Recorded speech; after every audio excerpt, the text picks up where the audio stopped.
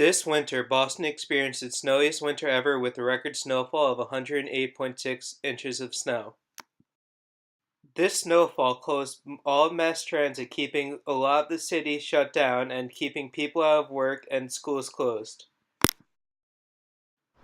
The roads were chaos as the bike lanes were almost completely blocked by snow, cars could not be able to park, and people had a hard time driving around. As you can see here, a biker took it into their own hands and built a snow tunnel for them to go through so they didn't have to go through the horrors on the streets.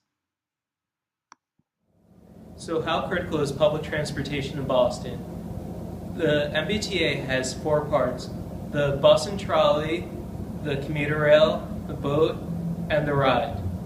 Last year, there were over 400 million MBTA trips. This makes the MBTA the 5th largest public transportation system in the U.S. 1.3 million people a week ride the MBTA, which is a substantial number considering that Boston only has 4.8 million people living in it. Out of all the workers, 33% of people said that they use the MBTA to get to work every day. Biking is perhaps the greenest alternative, but it is also the least safe alternative. In Boston last year, there were over 500 accidents reported, and a lot of accidents happened on the BU campus, which makes students wary of driving bikes around school.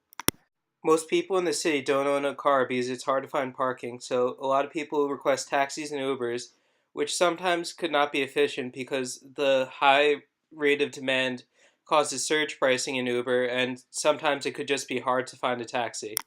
As you can see, the MBTA is very crucial for Boston. We sent our reporter Patrick Frondudo out to see about people's experiences with the MBTA and transportation in Boston. Public transportation is efficient in Boston? Oh, not really. Well, compared to driving a car, yes, but I think it's better than driving in most places. The Green Line is probably the least efficient, but other than that, it's pretty good. no. Go-to mode of transportation? Uber. If it's walkable, I walk. Otherwise, I use the seat. Uber. For commuting, actually, I take public transportation, take a bus from my home into Boston, and then usually I ride my bike. I bring my bike on the bus. Okay. Usually I ride my bike from downtown Boston out to school. Right. So that's, if not that, I will walk part of the way. I think the public transportation can be improved. Put the subway cars underground, get some more subways, actually fund the T. That would be a start. A lot of people say to put it underground. I don't think that's realistic, but I think if we go above ground, like a monorail type system, like kind of like the metro does in New York, I think that's a good solution for most of the problems. Get underground. I'd look at the structure of the trolleys, how the trolleys running. I'd make it so the trolleys don't have to stop as often. I don't think we need like 4 stops at BU. But the other thing is I'd make it so trolleys could go through, I mean, you can't go through red lights, but I'd figure out a way that they don't get stopped by the red lights when they're above ground. Underground, there's no reason they're slow. I have no idea why they're slow, but it's some type of organizational management, I think. And to me, Boston has so many bright people here that are interested in this stuff. I can't figure out why they can't figure out how to make these things run efficiently. Because other cities do it. I mean, like Tokyo, places like that, they're huge. Stuff is really, they time it and it works. Our group agrees with the Commonwealth Avenue Improvement Project, which aims to extend the sidewalk and adds a buffer zone between bikers and cars, allowing for safer and less congested travel to incentivize more bikers to get out on the road. Boston University is continuously improving its efforts to become a more bicycle-friendly campus.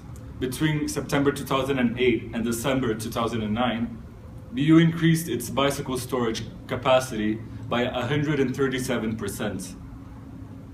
Boston University won 2 bike-friendly business awards from the city of Boston.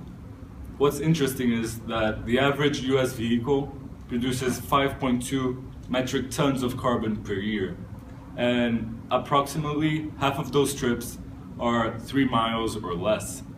By switching to the T rather than driving to and from work each day, a commuter will reduce his or her greenhouse gas emissions by 24 pounds per day, or 5,760 pounds a year. That's a 13% decrease in the annual carbon footprint of a typical American household. The average MBTA rider saves about 336 gallons of gasoline a year. Public transit users reduce U.S. gasoline consumption by 1.4 billion gallons a year, or the equivalent of 300,000 automobiles fill-ups every year.